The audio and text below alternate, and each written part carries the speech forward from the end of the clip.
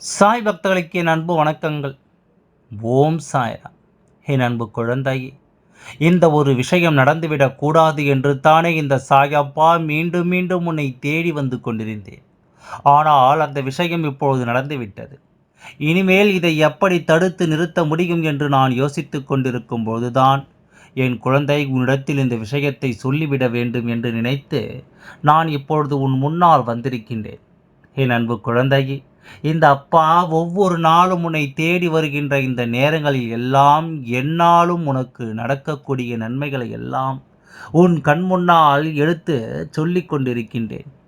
உனக்கு வருகின்ற ஆபத்துகளை எல்லாம் முன்கூட்டியே நான் சொல்லி இருக்கின்றேன். அப்படி இருந்தும் நான் இந்த ஒரு விஷயத்தை தவிர்ப்பதற்காக எத்தனையோ முறை உனக்கு எச்சரிக்கையை தந்திருந்தும் அந்த எச்சரிக்கை பலன் கொடுக்காமல் போனதற்கு என்ன காரணம்? சொன்னதை கவனிக்காமல் விட்டுவிட்டாயா, அல்லது சாயப்பா சொன்ன வார்த்தைகளை எல்லாம் நான் ஏன் கேட்க வேண்டும் என்று நினைத்து என்னை தவித்து விட்டாயா? என் அன்பு குழந்தையே, இப்பொழுதே இதற்கான பதிலை நீ சொல்லியே தீர வேண்டும். உன்னுடைய வாழ்க்கை பல வண்ணங்களால் சூழப்பட்டது. பல சூழ்ச்சிகளினால் எப்பொழுதும் உன் வாழ்க்கை சுத்தி இழுக்கப்பட்டது. என்னாலும் உன்னை எப்படி இறுக்கி இந்த வாழ்க்கையை விட்டு வெளியேற்றலாம் என்று தேடி தேடி அலைந்து கொண்டிருக்கின்ற இந்த மனிதர்களுக்கு மத்தியில் என் குழந்தை சில காலமாக பல இன்னல்களையும் பல சோதனைகளையும் நீ தாண்டி வந்து கொண்டிருக்கின்றாய். அதனால் இந்த நேரத்தில் உனக்காக இந்த அப்பா உன்னிடத்தில் சில விஷயங்களை தெளிவுபடுத்த வேண்டும் என்று வந்திருக்கின்றேன். நான் உனக்கு தெளிவுபடுத்துகிறேனோ இல்லையோ, நீ எனக்கு சில உண்மைகளை சொல்லியே தீர வேண்டும். இந்த வாழ்க்கையில் உன்னை சுற்றி நடக்கின்ற சில விஷயங்களுக்கு நிச்சயமாக நீ எனக்கு பதிலை கொடுக்க வேண்டும். அப்படி இருக்கும் பொழுது இன்றோடு உன் கஷ்டங்கள் எல்லாம் முடிய வேண்டும் என்று சாயப்பா நினைக்கின்றேன். இந்த தவறை நீ தெரிந்திருப்பாயானால் உன்னை நீ திருத்திக் கொள்வதுதான் உனக்கு நல்லது. இதுவரையிலும் நீ பட்ட ஒவ்வொரு கஷ்டங்களுக்கும் சேர்த்து வைத்த ஒரு நல்லதை நான் உனக்கு செய்ய வேண்டும் என்று எண்ணுகின்றேன். இத்தனை காலமும் இந்த சோதனைகளும் வேதனைகளும் உனக்கு இருந்ததனால் நீ பலவிதமான துன்பங்களை சந்தித்து கொண்டிருந்தாய். நான் மீண்டும் மீண்டும் உன்னை வலியுறுத்தி என்ன நடந்தாலும் சரி, இப்படி ஒரு தவறை மட்டும் நீ செய்து விடாதே என்று பலமுறை உன்னை தேடி வந்திருக்கின்றேன். ஆனால் அதற்கெல்லாம் எந்த வகையிலும் என்னுடைய வார்த்தைகள் பலம் கொடுக்காமல் போய்விட்டது. நீ மேலும் மேலும் இதையே தேடி வந்து அந்த பிரச்சனைக்குள்ளேயே சிக்கி இருக்கிறாய் என்றால் எங்கோ ஓரிடத்தில் உன்னுடைய கவனம் சிதறிவிட்டது என்று தான் அர்த்தம்.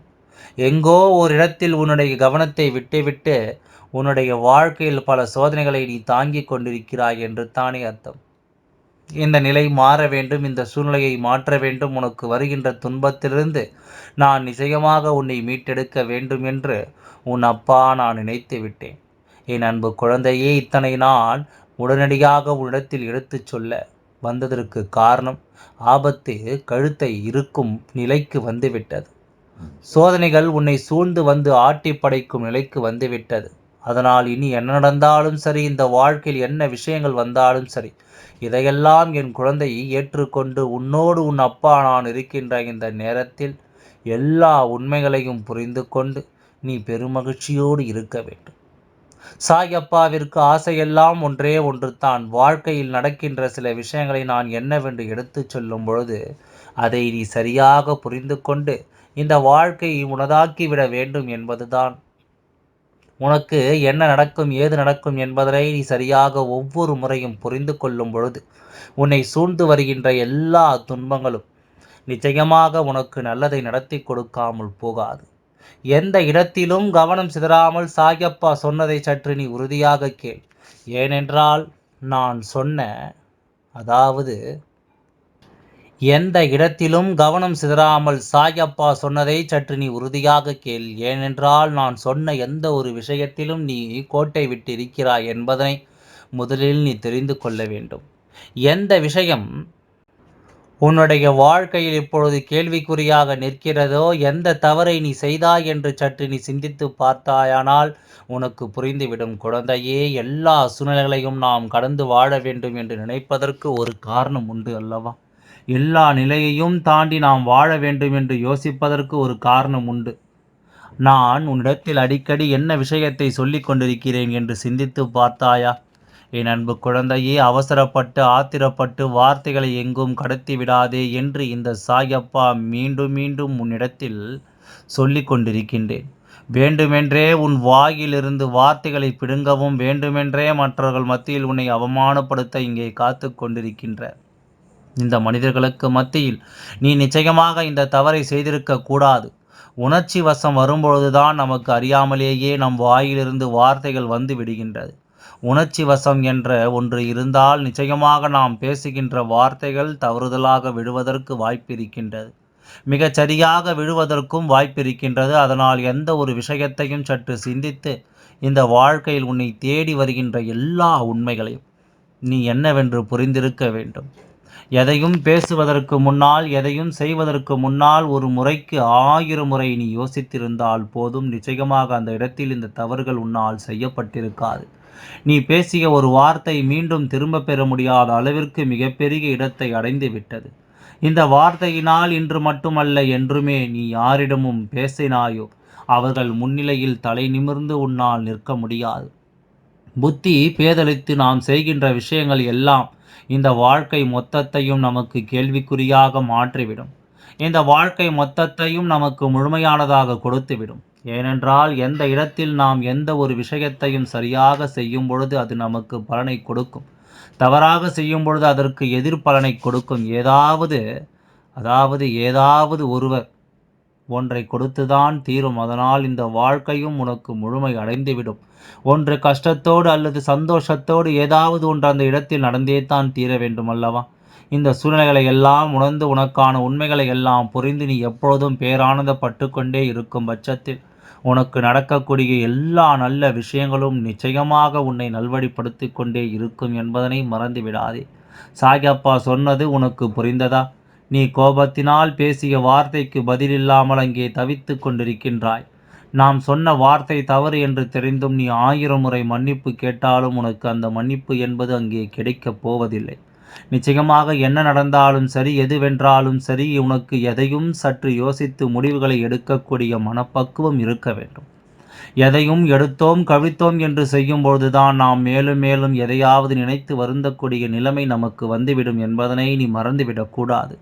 உன்னை சுற்றிலும் இந்த வாழ்க்கை உனக்கு கொடுக்கின்ற உண்மைகளை எண்ணி நீ பேரானந்தப்பட்டு கொண்டே நின்றால் உன்னை சூழ்ந்து வருகின்ற இந்த விஷயங்கள் இனி எப்பொழுதும் உனக்கு பெரும் மகிழ்ச்சியை கொடுத்து கொண்டே இருக்கிறதா என்று சற்று சிந்தித்துப்பார். எந்த இடத்தில் நாம் சறுக்கி விடுகிறோமோ, எந்த இடத்தில் நாம் எல்லா விஷயங்களையும் தொலைக்கிறோமோ என்று நீ யோசித்து நிச்சயமாக அப்பா சொல்வது போல உன்னுடைய வாழ்க்கையில் பல உண்மைகளை உன்னால் என்னவென்று தெரிந்து கொள்ள முடியும். இந்த வாழ்க்கை உனக்கு தருகின்ற எல்லா சந்தோஷங்களையும் நிச்சயமாக என் குழந்தை உன்னால் நிறைவாக பெற்றுக்கொள்ள முடியும். அப்பாவிடம் இருந்து உனக்கு நடத்தக்கூடிய இந்த விஷயங்கள் எல்லாமே இனி எந்த நேரத்திலும் உனக்கு மகிழ்ச்சியை கொடுக்க வேண்டும் என்பதனை நீ புரிந்து கொண்டால் அது போதும்.